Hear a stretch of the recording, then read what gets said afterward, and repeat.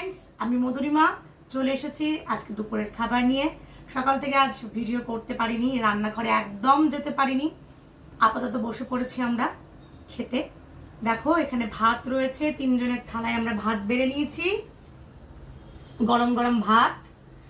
আজ যেহেতু বৃহস্পতিবার সেহেতু আজ কিন্তু নিরামিষ, তাই আমাদের বাড়িতে আজ রান্না হয়েছে টক ডাল, গাঢ় গাঢ় করে আম দিয়ে মটরের টক ডাল। আর রান্না হয়েছে লাল লাল ঝাল ঝাল এঁচড়ের তরকারি। দেখো একদম কালারটা দেখো, মনে হচ্ছে যেন পুরো আমিষ রান্না হয়েছে, কিন্তু না, আজকে আমাদের বাড়িতে নিরামিষ রান্না হয়েছে। আর হয়েছে সয়াবিন কষা, আলু দিয়ে সয়াবিন দিয়ে সয়াবিন কষা। আর হয়েছে গরমের সব থেকে তৃপ্তিদায়ক একটা রান্না, যেটা খেলে সকলের মন ভরে যাবে, সেটা হলো কলাইয়ের ডালের বড়ি দিয়ে, পটল দিয়ে, ছুটির ডাঁটা দিয়ে একটা হালকা পাতলা ঝোল। বাইরে যা রোদ পড়ছে তাতে এই ঝোলটা তোমরা যদি তোমাদের দুপুরের মেনুতে রাখতে পারো কম বেশি দু একদিন করে, তাহলে দেখবে তোমাদের ভীষণ ভালো লাগবে খেতে, মুখের স্বাদটাই পাল্টে যাবে।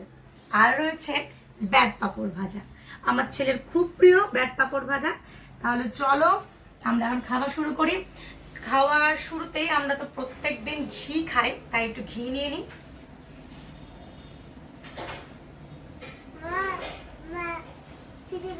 যেহেতু খিদে পেয়ে গেছে, ও আচ্ছা আচ্ছা, আমরা এক্ষুনি খাবো শোনা। ঘড়িতে এখন বাজছে দুপুর 2টো, অনেক বেলা হয়ে গিয়েছে আজকে খেতে বসতে। আমরা সাধারণত এত বেলা করে খাই না, 1টার মধ্যেই খেতে বসে যাই, কিন্তু আজ একটু কাজের জন্য বেলা হয়ে গিয়েছে।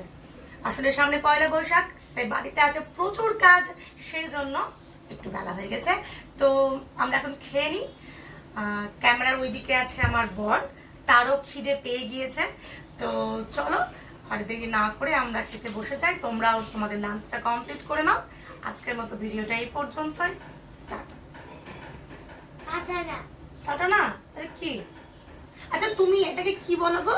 ছুটি, এটা কি? এটা ছুটি, ছুটির ডানা? ভালো করে বলে দাও তো, এটা কি? ছুটির ডানা। ও, ছুটির ডাঁটা না, কিন্তু এটা কি বলো তো? ছুটির, বলো বলো।